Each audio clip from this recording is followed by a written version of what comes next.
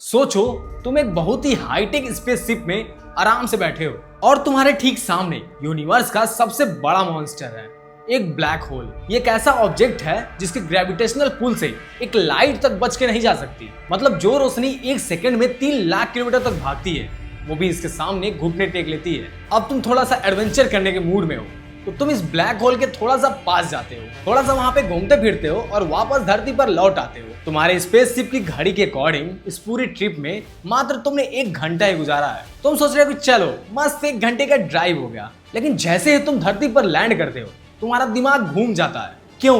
क्योंकि धरती पर शायद सालों, डिकेड्स, थियोरेटिकली उससे भी ज्यादा वक्त बीत चुका है। तुम्हारे दोस्त जो तुम्हारे साथ थे वो बूढ़े हो चुके हैं और उनके पोते पोतियां तुम्हारा स्वागत कर रहे हैं। तो यहाँ एक बड़ा सवाल आता है, क्या तुमने टाइम ट्रेवल कर लिया और अगर गलती से तुम ब्लैक होल के थोड़ा अंदर चले गए तो क्या तुम पास्ट में भी जा सकते हो? क्या ब्लैक होल एक्चुअली हमारे यूनिवर्स का एक नेचुरल टाइम मशीन हो सकता है? आज हम ब्लैक होल को एकदम जीरो से समझेंगे और एंड में इसका एक सॉलिड साइंटिफिक आंसर निकालेंगे बिना किसी बोरिंग लेक्चर के, फुल डिटेल में। तो अपनी कुर्सी की पेटी बांध लीजिए। सबसे पहले तो एक बहुत बड़ा मिसकंसेप्शन दूर करते हैं। हॉलीवुड वालों ने हमारा दिमाग खराब कर रखा है। ब्लैक होल कोई कॉस्मिक वैक्यूम क्लीनर नहीं है जो अपने आसपास की चीजों को अपनी तरफ खींच लेता है। ऐसा बिल्कुल नहीं है कि ब्लैक होल स्पेस में घूम रहा है और प्लैनेट्स को ऐसे खींच रहा है जैसे घर का वैक्यूम क्लीनर बाकी सामानों को खींचता है। Black hole basically space time का एक एक्सट्रीमली कॉम्पैक्ट रीजन है। यहाँ ग्रेविटी इतनी पावरफुल और एक्सट्रीम हो जाती है कि एक बाउंड्री के अंदर से लाइट भी बाहर नहीं निकल सकती। इस डेंजर बाउंड्री को साइंस की भाषा में कहते हैं इवेंट हॉरिजॉन। ध्यान रखना, यह ब्लैक होल की कोई फिजिकल वॉल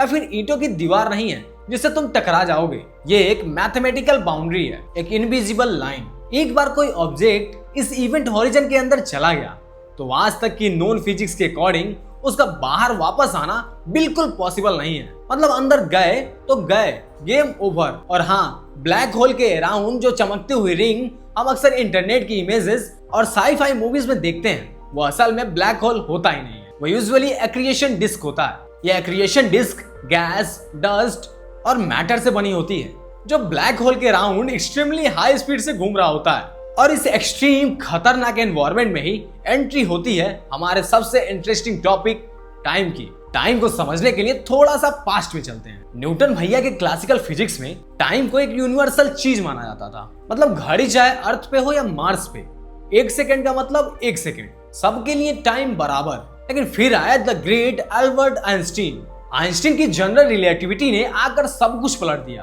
और बताया कि रियलिटी इतनी सिंपल नहीं है जितना हम सोच रहे हैं। उन्होंने कहा कि स्पेस और टाइम अलग अलग नहीं है, ये दोनों मिलकर बनाते हैं स्पेस टाइम। इसे एक बड़ी सी रबर सीट की तरह समझो। और ग्रेविटी क्या करती है? ग्रेविटी इस स्पेस टाइम की सीट को कर्व करती है, यानी मोड़ देती है। रूल बहुत ही सिंपल है, जितना पावरफुल ग्रेविटेशनल फील्ड होगा उतना ही स्ट्रॉन्ग ग्रेविटेशनल टाइम डायलेशन का इफेक्ट होगा। वैसे हमारी धरती पर भी ये इफेक्ट होता है, लेकिन बहुत ही छोटे लेवल पर जो हमें पता तक नहीं चलता। लेकिन ब्लैक होल के पास वहां ये इफेक्ट इनक्रेडिबली एक्सट्रीम हो सकता है। इसका मतलब ये है कि ब्लैक होल के पास रखी हुई क्लॉक्स किसी दूर खड़े ऑब्जर्वर के कंपैरिजन में स्लोअर टिक करती हुई अपीयर कर सकती है। वहां 1 सेकेंड लंबा हो जाता है। और अब यहीं से टाइम ट्रेवल का दिमाग हिला देने वाला कॉन्सेप्ट शुरू होता है। अब आप वापस उस स्पेसशिप वाली सिचुएशन को डीप में इमेजिन करो। मान लो तुम्हारे पास एक एक्सट्रीमली एडवांस स्पेसशिप है और तुम एक सुटेबल ब्लैक होल के पास कंट्रोल ऑर्बिट में चले गए। तुम आराम से ब्लैक होल के चक्कर काट रहे हो।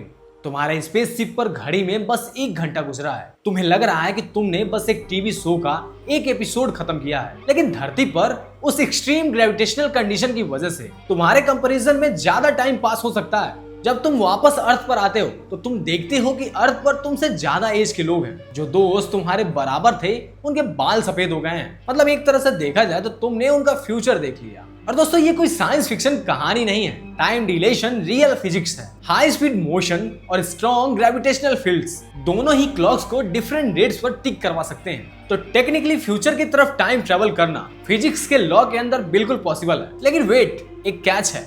तुमने अपने लिए टाइम को रिवर्स नहीं किया है। तुम पास्ट में नहीं गए हो। तुम्हारी क्लॉक तुम्हारे लिए बिल्कुल नॉर्मल स्पीड से चल रही है। बस धरती के कंपैरिजन में तुम्हारे लिए लेस प्रॉपर टाइम लेस हुआ है। इस पूरे माइंड बेंडिंग कॉन्सेप्ट को साइंस में रिलेटिविस्टिक टाइम डिलेशन कहते हैं। अब एक और स्ट्रेंज इफेक्ट सुनो जो थोड़ा और अजीब है। इमेजिन करो कि धरती से कोई टेलीस्कोप लगाकर तुम्हारी स्पेसशिप को ब्लैक होल के पास ऑब्जर्व कर रहा है। जैसे जैसे तुम इवेंट होरिजन के पास जाओगे, उस दूर बैठे ऑब्जर्वर को तुम्हारी मूवमेंट इंक्रीजिंगली स्लो होती हुई नजर आएगी। ऐसा लगेगा जैसे मानो कोई YouTube वीडियो 0.25x की स्पीड से चल रही है। तुम्हारी स्पेसशिप से निकली हुई लाइट ग्रेविटेशनल रेड शिफ्ट का शिकार होगी और थियोरेटिकली एक डिस्टेंस ऑब्जर्वर के पर्सपेक्टिव से तुम इवेंट हॉरिजन के पास ऑलमोस्ट फ्रोजन जैसा अपीयर कर सकते हो। जैसे इंटरनेट कट होने पर वीडियो कॉल अटक जाती है, ठीक वैसे ही इसके मैथमेटिकल स्ट्रक्चर में स्पेस टाइम बहुत ही स्ट्रेंज बिहेव करता है। इसी मैथमेटिकल गड़बड़ की वजह से साइंटिस्ट ने ऐसे थियोरेटिकल पॉसिबिलिटीज एक्सप्लोर की है जहां क्लोज टाइम जैसे कर्व जैसे मैथमेटिकल स्ट्रक्चर अपीयर हो सकते हैं। यही वो चीज है जो पास्ट में ले जाने का मैथ बनाती है। लेकिन दोस्तों याद रखना, मैथमेटिक्स में किसी पॉसिबिलिटी का अपीयर होना और रियल यूनिवर्स में उसका फिजिकल यूजेबल होना,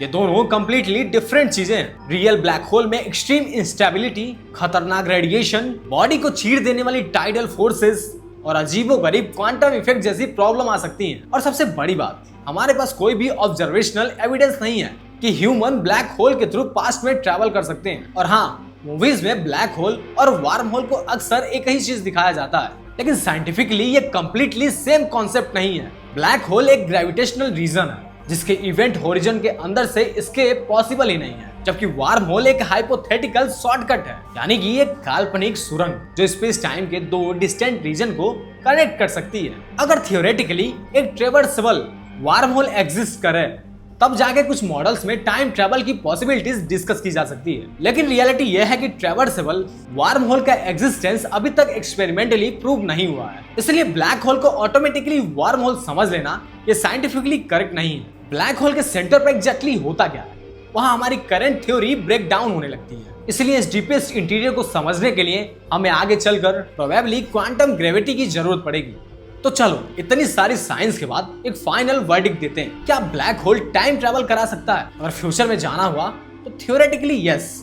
अगर तुम एक्सट्रीमली स्ट्रॉन्ग ग्रेविटेशनल फील्ड के पास सरवाइव करके एक कंट्रोल ट्रैजेक्टरी मेंटेन कर सको, तो ग्रेविटेशनल टाइम डिलेशन की वजह से तुम धरती के कंपैरिजन में लेस टाइम एक्सपीरियंस कर सकते हो। तुम जब वापस आओगे तो धरती पर ज्यादा टाइम बीत चुका होगा। ये नॉन फिजिक्स के कंप्लीटली कॉम्पिटेबल है। और पास्ट में जाना हुआ तो नहीं, अभी तक तो कुछ प्रूवन नहीं है। ब्लैक होल के अंदर जाकर पास्ट में वापस आने का कोई एक्सपेरिमेंटली वेरीफाइड मैकेनिज्म नहीं है। क्या ब्लैक होल के जरिए दूसरे यूनिवर्स में जा सकते हैं? इसका भी कोई कंफर्म्ड एविडेंस नहीं है।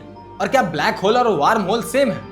बिल्कुल नहीं। तो बॉटम लाइन ये है दोस्तों कि ब्लैक होल के पास टाइम डिलेशन बिल्कुल रियल है, लेकिन ब्लैक होल को एक कन्वीनियंट टाइम मशीन समझना ये बिल्कुल गलत है। शायद फ्यूचर में क्वांटम ग्रेविटी हमें स्पेस टाइम की और भी डीपली रियलिटी समझा दे। शायद इस स्पेस में टाइम के रूल्स हमारी करंट अंडरस्टैंडिंग से और भी ज्यादा अजीब और स्ट्रेंज है। लेकिन आज के साइंस के अकॉर्डिंग एक चीज बिल्कुल क्लियर है, ब्लैक होल में फ्यूचर की तरफ रिलेटिविस्टिक टाइम ट्रेवल का ग्लिम्स जरूर दे सकता है, लेकिन पास्ट में जाने का टिकट अभी भी किसी के पास नहीं है। और सोचने वाली बात यह है दोस्तों कि शायद इस यूनिवर्स का सबसे बड़ा मिस्ट्री ब्लैक होल नहीं, बल्कि यह है कि ये टाइम एक्चुअली है क्या। तो दोस्तों ये थी ब्लैक होल की मिस्ट्री।